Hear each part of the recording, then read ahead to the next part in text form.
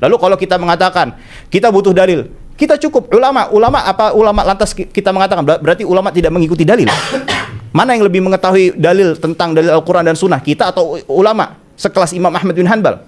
Tentu orang yang yang baik pasti akan mengatakan tentu Imam Ahmad jauh lebih memahami tentang dalil daripada siapa? Kita semua. Perhatikan ini, kembali lagi saya tegaskan, ini di dalam kitabnya Al-Imam Abdullah ibn Ahmad ibn Hanbal, anak daripada Imam Ahmad bin Hanbal, yang mendokumentasikan hasil pertanyaan-pertanyaan beliau Abdullah bin Ahmad kepada ayahnya Ahmad bin Hanbal, dan juga banyak dari dalil-dalil yang lain. Artinya cukuplah apa yang dalil yang dibawakan Gus Ajir itu merupakan dalil.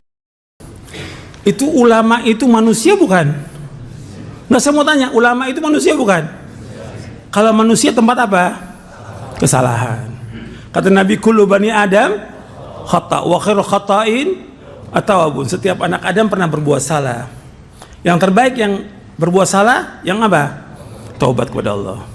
Sekarang saya mau tanya, sahabat nih yang Nabi katakan khairun nas, ada nggak sahabat salah? Ada nggak sahabat salah?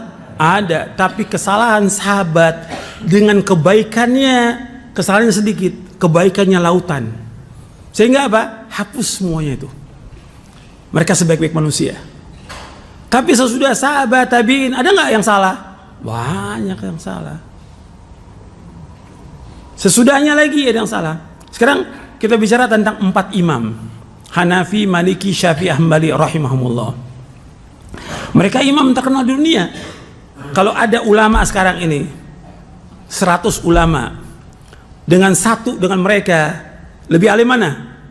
Lebih alim mereka 4 imam ini. Ada 100 ulama sekarang dengan 1 imam, jauh. Karena apa? Imam itu hafal hadis semuanya, Quran hafal, Bukhari, hafal, udah mereka hadisnya. Meskipun mereka di zaman itu belum dikumpulkan Sahih Bukhari, kata seperti Imam Hanafi, Maliki dan yang lain. Tapi mereka hafalkan hadis. Tapi mereka mengatakan kalau ada pendapatku menyalahi Quran dan Sunnah, kata mereka apa? Buang pendapatku. Yang mengajarkan kita untuk membuang pendapat ulama kalau bertentangan dengan Quran dan Sunnah, yang mengajarkan siapa? Yang mengajarkan ulama juga. Kan antum bisa lihat, nanti antum baca buku Sifat Salat Nabi Syekh Albani, atau Aslu Sifat Salatin Nabi, 3 jilid. Di juz yang pertama Syekh Albani menjelaskan tentang pendapatnya para imam, dan sudah saya bawakan di sini di majelis ini, udah, dan ada videonya, udah ada videonya. Antum bisa lihat bagaimana saya sebutkan satu persatu perkataan mereka. Jadi mereka sudah mengatakan kalau ada pendapatku menyalahi sunnah Rasulullah, buang pendapatku. Artinya perkataan mereka ini, kalau ada fatwa dari mereka menyalahi Quran Sunnah, buang. Apa ini merendahkan ulama? Tidak. Dan sudah saya jelaskan pada pekan yang lalu juga di jawaban itu, ketika Ibnul Jauzi mengatakan bahwa al-ilmu aslul a'zam, aslul akbar, ilmu yang paling besar, berarti wahyu itu paling besar. Apa ada ulama yang bisa mengalahkan wahyu? Gak ada. Ini kalimat yang benar. Cuma setan ini berusaha bagaimana terus menggoda gitu. Termasuklah kepada ustadz-ustadz ini, merendahkan ulama. Sama sekali saya nggak merendahkan ulama. Justru saya mengangkat apa di sini? Mengagungkan apa? Dalil Al-Quran wa Sunnah ala fahmi salaf. Yang saya tegaskan, saya tekankan, berpegang teguh kepada Quran dan Sunnah ala fahmi salaf. Itu yang wajib kita junjung tinggi. Adapun perkataan ulama, kalau bertentangan Quran, harus kita tolak semuanya. Siapapun dia orangnya. Itu harus ingat itu. Quran dan Sunnah lebih tinggi dari semua yang ada. Ini wahyu Allah, Al-Quran dan Sunnah. Ada ulama sebesar apapun, kalau menyalahi Quran Sunnah wajib kita tolak. Itu nas. Jelas tuh. Ibnu Abbas saja menolak ketika ada perkataan Abu Bakar dan Umar berkaitan dengan haji tamattu. Tolak. Kalau bertentangan dengan siapa? Dengan Rasulullah SAW. Ini harus perhatikan. Ini keyakinan. Ini hujjah, ini dalil, ini prinsip yang besar dalam agama Islam. Anda harus yakin gitu. Jangan kemudian dibawa oleh setan, jangan bawa perasaan. Rusak agama dengan perasaan. Menghinakan ulama, saya nggak pernah menghinakan ulama. Antum lihat buku-buku saya bawa pendapat para ulama, jelaskan. Setelah siapa? Setelah Quran dan Sunnah dulu nomor satu, baru perkataan ulama. Bukan ulama dulu yang kita bawa, Quran yang kita wajib berpegang teguh, yang kita tidak akan sesat selamanya selama kita berpegang kepada apa? Quran dan Sunnah. Taraktu fikum amraini lan tadillu ma tamassaktum bihima, kitaballah wa sunnati. Aku tinggalkan dua perkara yang kalian tidak akan sesat selama berpegang dua perkara itu, Al-Quran dan Sunnah. Diperhatikan nih. Ini kadang-kadang bawa perasaan, nanti dikembangkan lagi oleh setan, menghinakan ulama. Saya nggak pernah menghinakan ulama.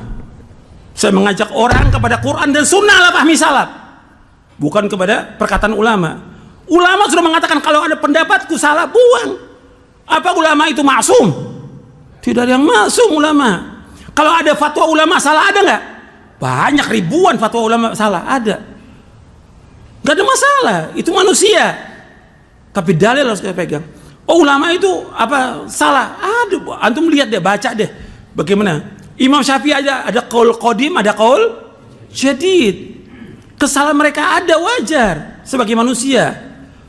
Dan mereka enggak dihukum oleh Allah karena ijtihadnya, kan mereka sudah berijtihad. Idza ijtahadal hakimu fa asaba falahu ajran, wa idza ijtahada fa akhta falahu ajrun wahid. Ini hadis sahih Bukhari Muslim. Apabila seorang hakim, seorang ulama, dia berijtihad, kemudian dia benar ijtihadnya, dapat berapa ganjaran? 2. Kalau dia berijtihad, kemudian dia salah, dia dapat berapa? 1 ganjaran. Tapi boleh nggak kita ikut pendapat dia yang salah? Nggak boleh kita ikut. Antum kalau mau baca lagi tentang bagaimana pembelaan para ulama kepada ulama, antum baca bukunya Syekhul Islam Ibnu Taimiyah. Antum catat tuh, Raf'ul Malam Anil A'immatil A'lam. Raf'ul Malam Anil A'immatil A'lam. Ketika Syekhul Islam menyalahkan ulama ini nggak ada masalah. Karena dengan apa? Dengan ilmu. Kalau pendapatnya salah, masa mau dibela? Ada fatwa yang salah, masa mau dibela fatwanya? Ada nggak ulama dalam berfatwa salah? Banyak. Nggak boleh kita ikut ketika dia salah. Apalagi berkaitan dengan nama orang, pribadi orang dari ulama Ahlussunnah. Karena ada fatwa ulama berkaitan dengan pribadi orang yang dia akidahnya Ahlussunnah wal Jamaah, akidah salaf. Dituduh apa mereka? Murji'ah. Ini salah. Ketika salah kita mau ikut, nggak boleh kita mengikuti yang salah. Kalau bilang kita bela ulama, kita juga bela ulama. Ada ulama Ahlussunnah yang wajib kita bela. Jadi harus berpikir kita yang waras, gitu, waras. Kemudian timbangan kita Quran dan Sunnah al-Salaf. Jadi jangan pakai perasaan, ini pakai perasaan. Saya nggak pernah mencela ulama, nggak pernah mengecilkan ulama. Kita hormati. Ketika dia salah, nggak boleh kita ikut. Nggak boleh kita ikut. Dan itu semua penjelasan para ulama juga yang menjelaskan demikian. Jadi antum juga hati-hati tuh. Karena itu nanti akan mengajak orang, mengiringi orang untuk kembali lagi kepada apa? Kepada apa? Taklid. Udah taklid. Udah apa kata ulama, fatwa ulama, udah. Ini ada dalil. Oh, kita tolak dalil karena udah. Yang ada sekarang kan gitu. Dari ahlul bidah yang ada kan, kita dakwakan, enggak, kiai saya ngomong begini. Usai ngomong. Loh, antum kembali lagi kepada mereka.